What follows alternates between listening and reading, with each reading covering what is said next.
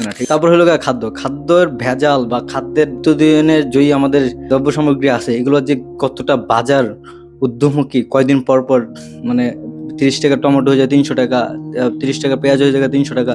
মানে খাবারের যে দাম দিন দিন বাড়তেছে, এই খাবারের দাম আমরা কিভাবে লাঘব করব, কিভাবে কি করব, কিভাবে সাপ্লাই চেইনটা বৃদ্ধি করব, কিভাবে এই চাঁদাবাজি বা যারা এগুলো সিন্ডিকেট ব্যস্ত আছে আমরা কিভাবে কি করব।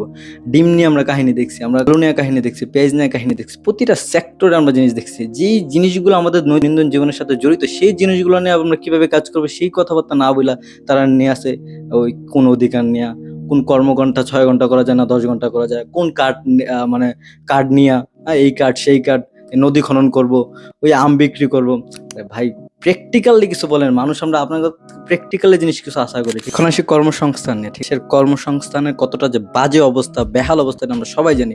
প্রতি বছর লাখ লাখ প্রবাসী মানুষ যাইতেছে বিদেশে কাজকর্ম করার জন্য, স্টুডেন্টরা যাইতেছে। হ্যাঁ, অনেক স্টুডেন্ট হায়ার স্টাডির জন্য যাইতেছে, কিন্তু ম্যাক্সিমামই কারণ যে তাদের একটা বেটার লাইফ, বেটার একটা জব পাওয়া বা বেটার একটা লাইফ লিভ করা, এই কারণে তারা বাইরে যাইতে উৎসাহ হতেছে। তো এই সকল বিষয়গুলো না যে কিভাবে বাংলাদেশ সরকার, আগামী সরকার কিভাবে কাজ করবে, এই কথাগুলো যে খুঁটিনাটি যে বিষয়গুলো আছে এগুলো যে সাধারণ মানুষের তুলে ধরবে, ফুটাই তুলবে, কেউ কোনো দল একটা দেখলাম না যে এই বিষয়গুলো না কথা বলবো। যে আসলে এই প্রবাসীরা যে lakh lakh crore crore billion billion dollar যে দেশে পাঠাইতেছে রেমিটেন্স খাতে, এদের উন্নতির জন্য কি করবে? এদের প্রতিবার আমাদের এই এয়ারপোর্টে আসার সময় হয়রানির শিকার হতে হয়, নির্যাতনের শিকার হতে হয়।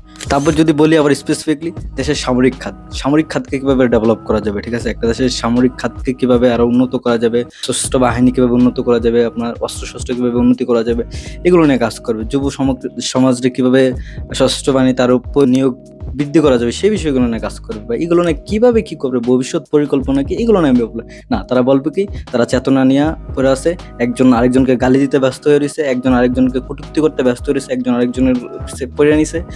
এইগুলো নিয়ে আমাদের নির্বাচনের সামনে আমাদের মাথা ঘুরে রাখতেছে। আর আমাদের যে আসলে যেগুলো কোয়ালিটিফুল জিনিস আছে, যেগুলো বলবে, যেগুলো আসলে আমরা আশা করি, যেগুলো আমাদের দরকার, আমাদের দৈনন্দিন জীবনে লাগবে, সেই বিষয়গুলো নিয়ে কোনো ধরনের কথা নেই।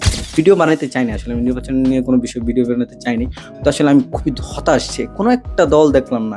কিছু দল কিছুটা নাটক করছে বা কিছু দল কিছুটা দেখাইছে, তারপরে তারা স্পেসিফিকলি ফুটাই তুলতে পারেনি যে বিষয়গুলো নিয়ে কিভাবে কাজ করে।